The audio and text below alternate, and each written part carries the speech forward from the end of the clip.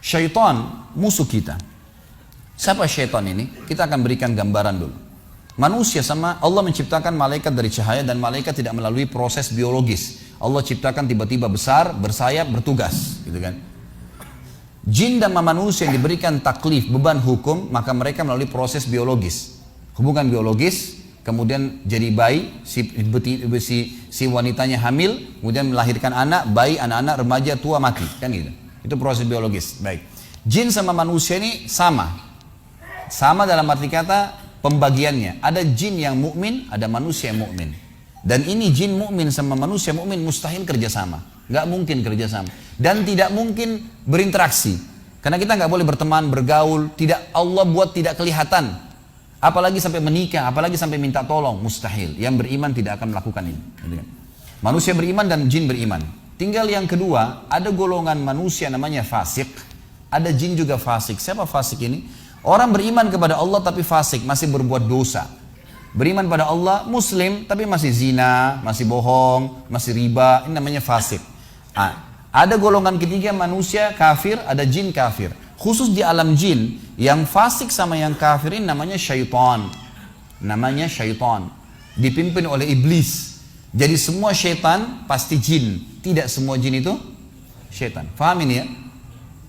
Baik. Dipimpin oleh iblis. Jadi iblis ini pimpinannya syaitan, bukan pimpinan jin. Di alam jin itu ada jihad, mereka berperang, gitu kan. Kalau bukan iblis karena sudah terlanjur minta sama Allah dipanjangkan umurnya sampai hari kiamat, sudah lama dibunuh oleh jin mukmin tuh. Di alam situ ada, gitu kan.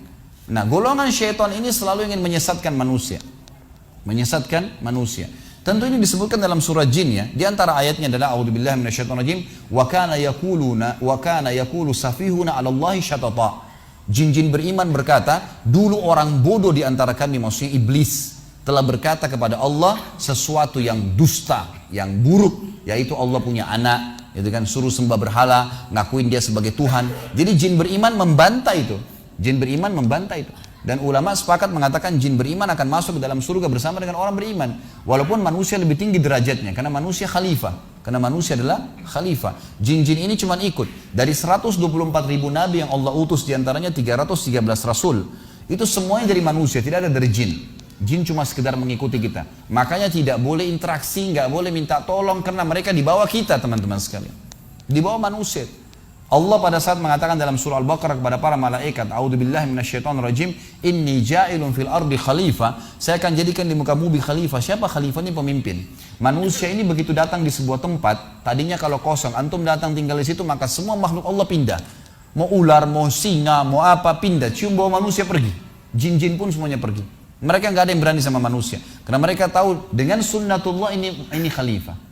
Bodohnya banyak manusia tidak faham. Mereka datang minta tolong kepada makhluk-makhluk ini. Apalagi golongan syaitan.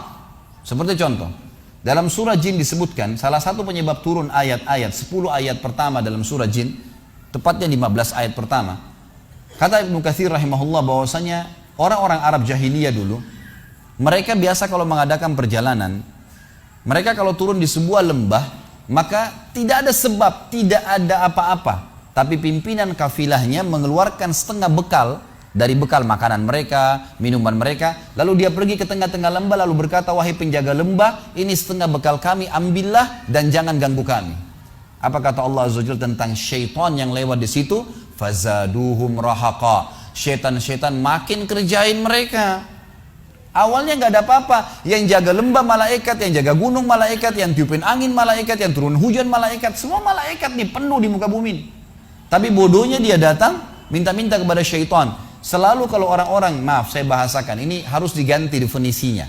Banyak orang bilang di Indonesia orang pintar. Ini orang tidak pintar.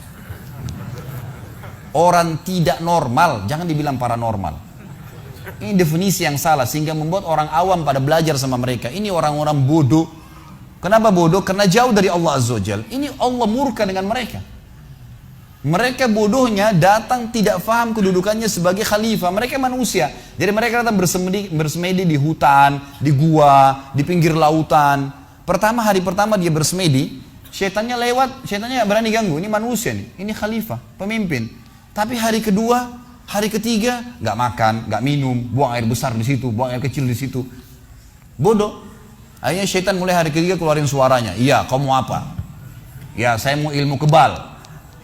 Coba perhatikan orang bodohnya syaitan, ya. Terus kemudian membodohi orang yang pintar.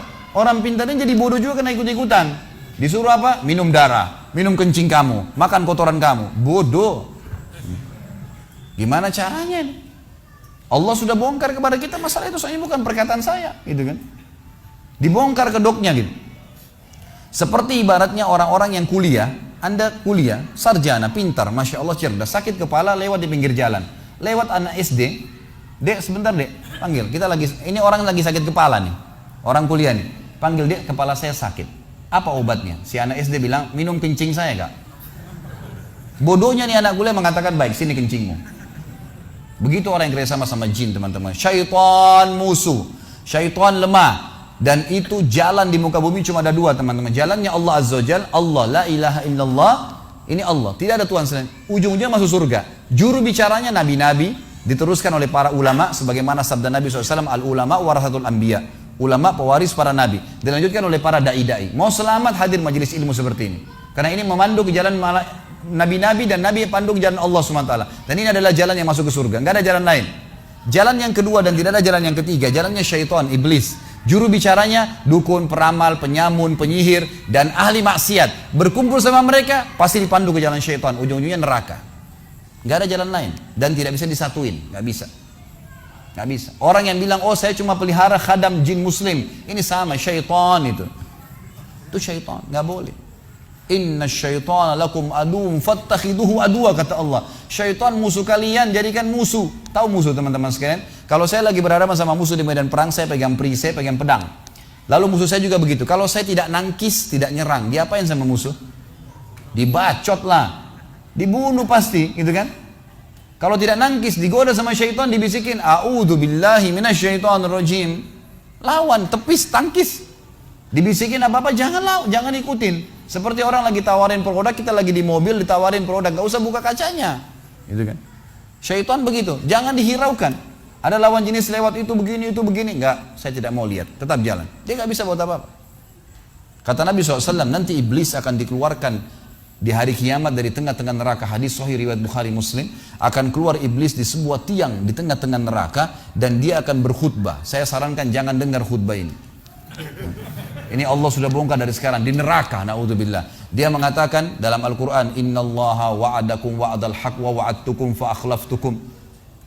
Allah janjikan kalian janji yang benar, sholatlah dapat ini, puasalah dapat ini, hajilah dapat ini semua. Dan saya juga ikut-ikut janji-janji kalian, tapi saya dustai kalian. Jangan salahin jangan salahin saya, salahin diri kalian sendiri. Saya tidak bisa tolong kalian, kalian juga tidak bisa tolong saya. Saya hanya manggil-manggil kalian, cuma bisik-bisikin, kalian salah sendiri kenapa ikutin saya. Lihat, Allah sudah bongkar kekonyolan syaitan. Orang yang ikut akan ditipu seperti ini. Syaitan teman-teman sekalian ingin mengalihkan ketergantungan seorang manusia kepada Allah Tuhannya, kepada dia. Dan syaitan memiliki dua pintu utama untuk masuk ke manusia. Ada pintu-pintu lain, tapi dua pintu utama. Yang pertama, marah. Yang kedua, takut. Marah. Di sebuah hadis Bukhari dijelaskan ada dua orang sahabat bertengkar sampai wajah mereka memerah. Kata Nabi SAW, saya tahu kalimat kalau keduanya mengucapkan akan hilang marah dari mereka. Kata ada sahabat di sebelah Nabi SAW berkata, apa itu ya Rasulullah? Kata Nabi SAW, kalau salah seorang di antara mereka atau keduanya membaca, a'udzu billahi samii'il 'alim minasyaitonir rajim.